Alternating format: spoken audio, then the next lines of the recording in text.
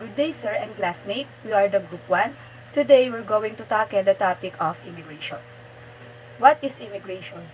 Immigration process through which individuals become permanent residents or citizens of another country. It can be voluntary, like when someone moves to a new country to start a new life. Or it can be involuntary, like when someone is forced to flee their home country because of war or persecution. Immigration has been a part of human history since the very beginning. It has helped shape our world and the way we live today. It has also had a profound effect on the economy, culture, and demographics of countries all over the world. What are the four types of immigration? The first type is citizens, people who pledge allegiance to a country and have certain rights and duties. There are two types of citizenship, by birth and by naturalization. Next is residents, people who have been granted the right to live permanently in a country. They are also known as lawful permanent residents or green card holders because they are granted a green card to prove their lawful status.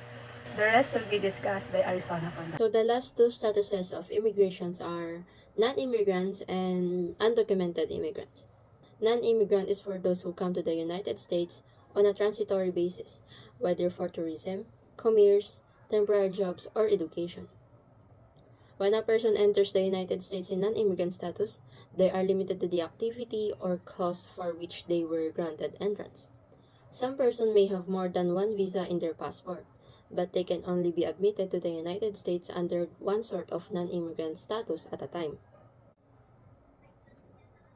Examples of non-immigrant classes of admission include foreign government officials, temporary visitor for business and pleasure, treaty traders and investors, academic and vocational students, temporary workers, exchange visitors, athletes and entertainers, victims of certain crimes and certain family members of U.S. citizens, and the lawful permanent residents, or what we call LPRs. So the last status is undocumented immigrants. Undocumented immigrants are individuals who have either illegally entered the United States without inspection, or legally entered the United States with valid non-immigrant visas, but those visas have expired. So that's all the four statuses of immigration. The next is the reason why people migrate and the positive and negative effects of it. And it will be discussed by the next reporter, Miss Corpus and Miss Moreno.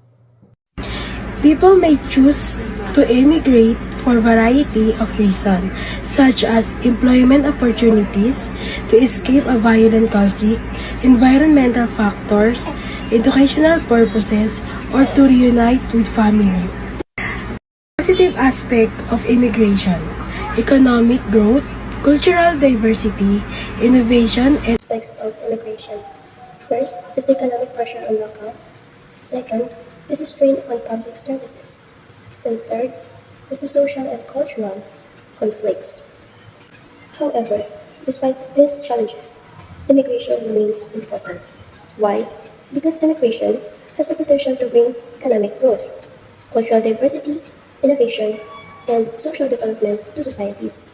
So that's all, the variety of reasons why people may choose to immigrate, the positive and negative aspects of immigration and its importance. Well, how many migrants are there? And what part of the world do people move to? Or which area, or as in a certain area, more people migrated? Discussions will be explained by the next two reporters, which is Miss Morales and Miss Linda. 10 countries with the highest number of immigrants: Spain, Australia, Canada, France, UAE, UK, Russia, Saudi Arabia, Germany, and the top is United States of America, which has a number of 50.6 million immigrants. Why people choose to migrate in this country? USA has a very big economy. It is a highly developed, advanced market economy. Most people reason is about jobs. So some people reason is about education that the country offers with prestigious institutions such as Harvard, Stanford, and Massachusetts Institute of Technology. United States sets the bar for excellence in higher education and research. To discuss about immigrants.